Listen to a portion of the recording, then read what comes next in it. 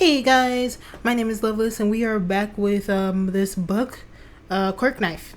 So it's still going pretty strong. There are so many chapters left to go and it's still ongoing. The latest chapter up as of now is 68 last I checked. So we have a long way to go. So I'm just trying to go through it as quickly and efficiently as possible. So let's get into it. Luck was on Izuku's side for once. It didn't rain that night. The great clouds blew over just in time, but it's safe to assume that the next town over would have one hell of a storm. Izuku didn't sleep much though, instead analyzing everything his eyes could catch on knife throwing and scribbling it down on a scrappy notebook. Throwing a knife in the dark probably wasn't the best idea, but Izuku was so far past self-safety, there was no going back at this point. It hurts my wrist if I don't keep it stiff, especially the joints.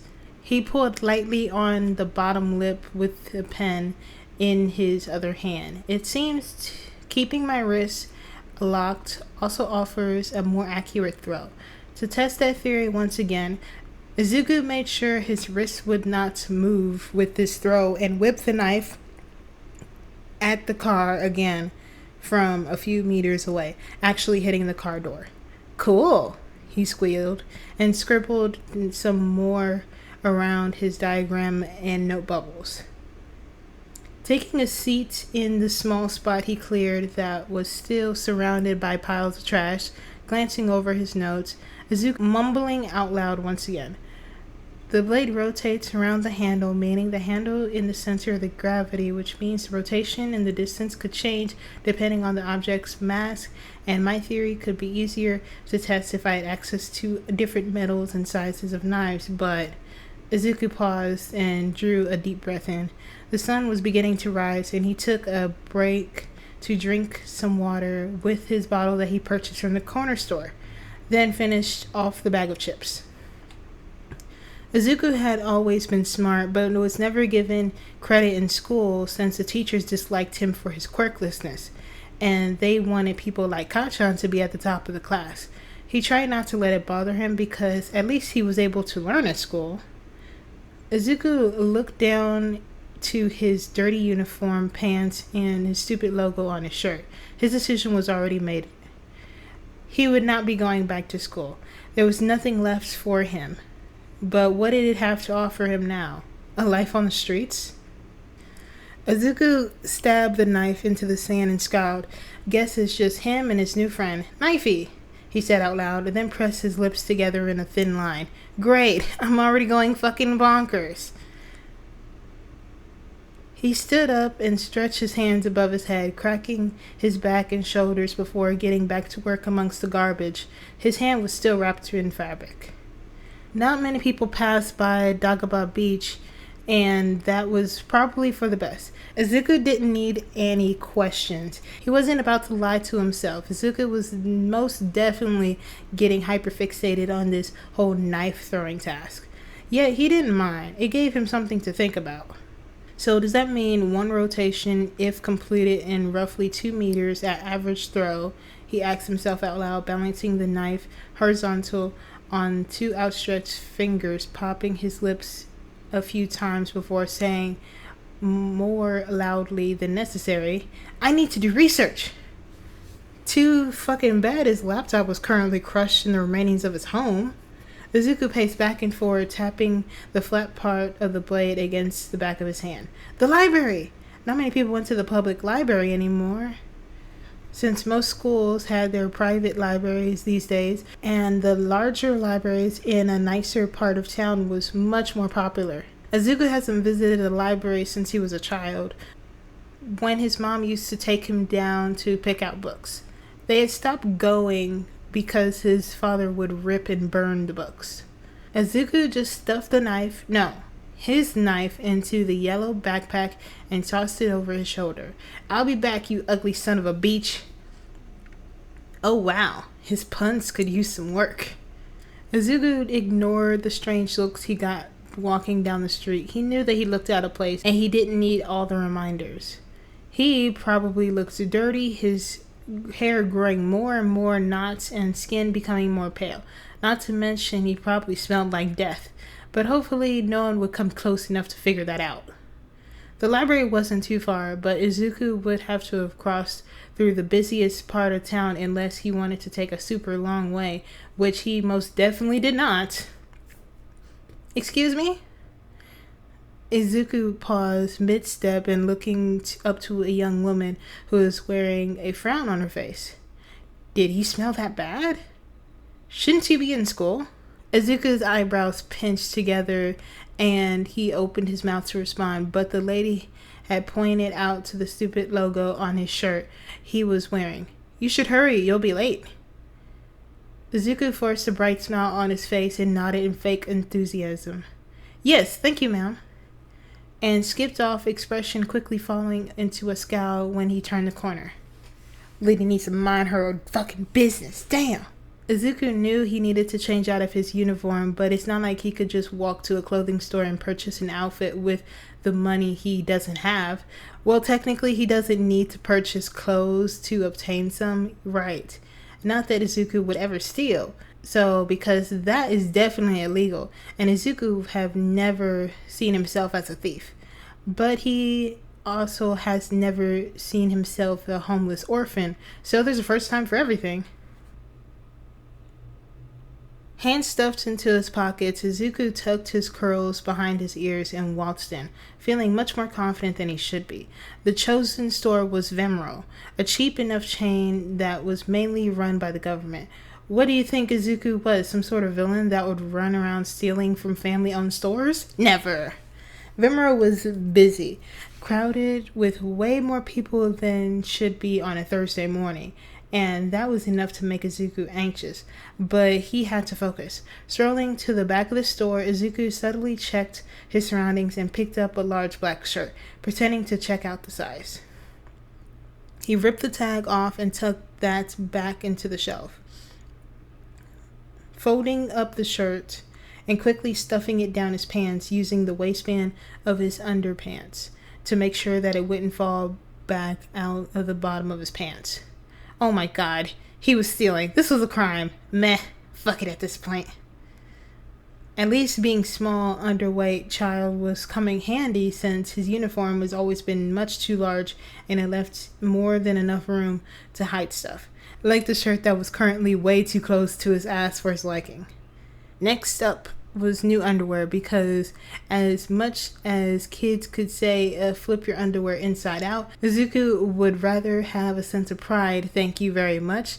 Just like the shirt, he suddenly stuffed one pair into his pockets, then the other two up his sleeve, one on each side, making sure the tags were removed. He wasn't exactly sure if the alarms would pick up the tags if he were to walk out. He would rather not take that risk. Izuku moved further into the store while taking account of the location of the cameras, analyzing every possible blind spot around the store. He knew he had room in his bag, so he flipped it around so it was against his chest and opened it, mumbling out loud trying to locate his phone. Instead, when eyes turned away, Izuku slinked into the blind spots he calculated and grabbing what he could, what consisted of a black pair of sweatpants, navy shorts, 3 pairs of socks, and a black beanie. When he tried to head over to the sweater section, he spotted a worker watching him with suspicious look, and Izuku didn't want to push his luck anymore. Ah! He gasped as he pulled out his phone from his backpack and zipped it up tightly. Mom! He spoken to when he moved closer to the worker. Where are you? I don't see you. The worker was clearly listening in, and that was exactly what Izuku wanted as he continued. What? You said you were in Vemro. Where are you? He paused as if he was listening to a response and turned to the worker. Excuse me, sir. I'm sorry, but could you point me in the direction of the closest grocery store? My mom, I was lost. She's worried sick. Throwing in a few stutters. Genius. The man's face softened. Don't stress yourself out, kid. It's just 3 stores down on your left. Izuku nodded and mouthed, thank you. I'm on my way, Mom. I'm sorry, I know. He ran out of the store and took off to the left, a smirk slowly growing on his face as he stuffed his phone back in his pocket. adjusting the straps with his backpack and slipping into the alley to head to the library. On the way, Izuku awkwardly changed behind the dumpster, hoping no one would see him, and opted on to keeping his uniform. He didn't have much variety in the wardrobe department. His backpack was already quite full, and Izuku stared at all his school items for far too long, a weird sting growing in his chest. He began with his binders and chucked them into the dumpster, quickly followed by his math textbook, his math journal, and English book they were currently reading, which sucked. The things Izuku kept was anything to do with Quirk analysis, Quirk history textbook, since it was the one subject he really enjoyed. Eventually satisfied, he placed the extra clothes into his backpack with his knife, now changed into a fresh sweatpants, black shirt, and slipped on the beanie last minute to hide his green hair that tends to make him stand out. The walk wasn't much farther whatsoever, and Izuku entered the small library with a smile. It brought back some nice memories. "Hello," an old lady greeted him behind the checkout counter, and wow, talk about stereotypical old lady, librarian lady. "Hi," Izuku smiled back, noticing the increase of energy he hasn't felt in a while. "Can I help you with something?" The small boy just shrugged. "I'm just looking to do some research. Do you have any computers available?" "Ah, yes." "Hun, get over here," the woman called over her shoulder. Izuku tilted his head in curiosity, looking around the lady to see who she was yelling at. Or maybe it was a cat. "What? Oh wow, that is one dead voice. Could you show this young man to the computers?" A tall boy with ridiculously fluffy purple hair locked eyes with Izuku and looked him up and down. "You're short." "That's not very nice, you lanky-ass motherfucker." Nice. Yeah, the boy just walked off without saying anything.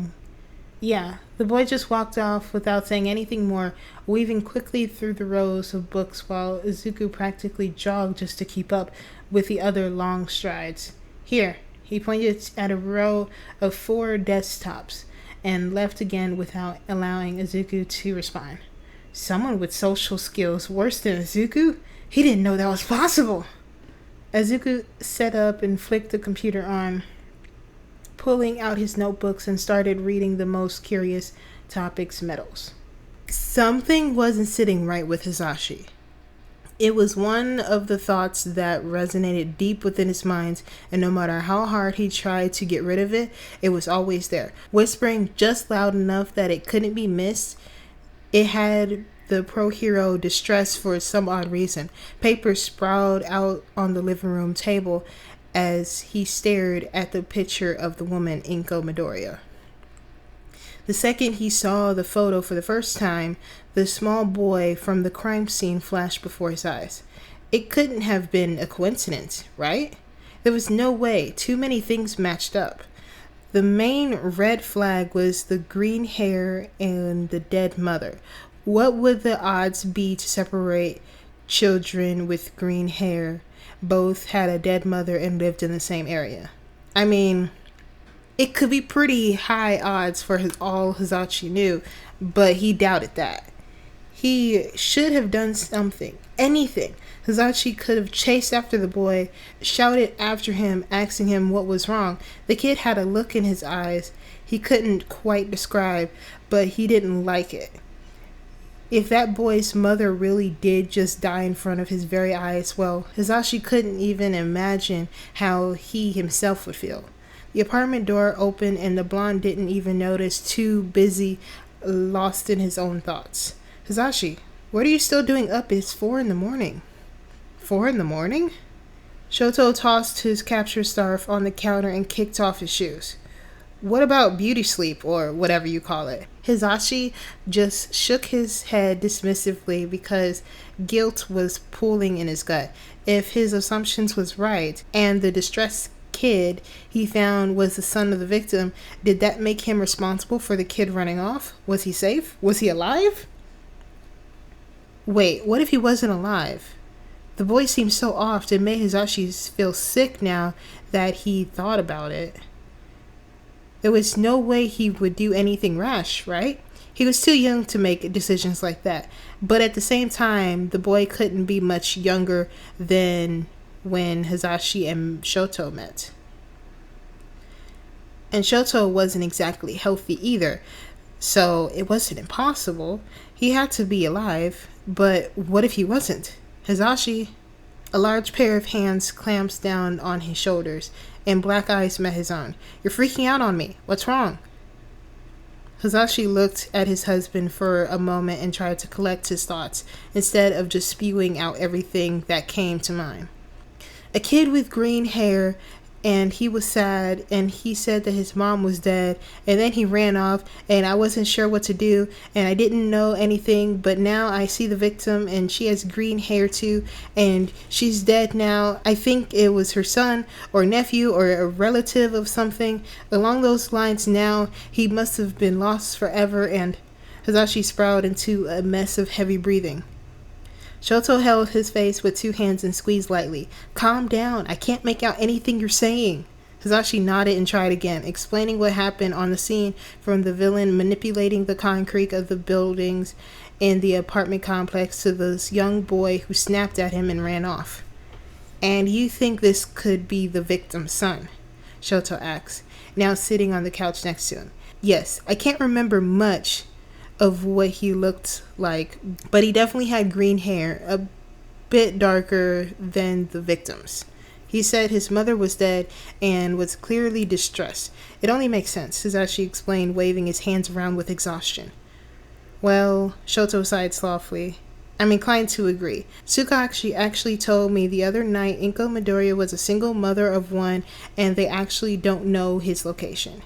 Hisashi's eyes snapped wide open. What? Is he okay? We gotta go find him. Where is he? Calm down. Shouta cut his train of thought once again so he didn't fall back into another panic. I'm not going to lie. No, they don't know where the child is. A friend of the victim actually called in while I was handling a villain over earlier, and she was clearly upset, yelling quite loudly. She was trying to file a missing persons report, but the officer on the phone with her just kept explaining to her that teenagers tend to return within 3 days, like he was some sort of rebellious teen. Then she just hung up. Hisashi nodded. So what I'm hearing is that we have a missing kid on our hands. Shouta stood up and began to head towards the bathroom for a shower. If you're asking for my opinion, Hisashi, I think we do. And that's the end for this chapter. So if you want to hear more on this, because it is just getting more juicy, but it looks like so far, Izuku is just fine, more or less. As fine as he can be at this point, but it's going to be even more interesting. It just keeps getting better and better every chapter, I swear. But if you want to go reading past where I am and everything, you just go to the description down below and yada yada yada. You know what to do. Okay, so if you want to see more, you know what to do. Bye-bye.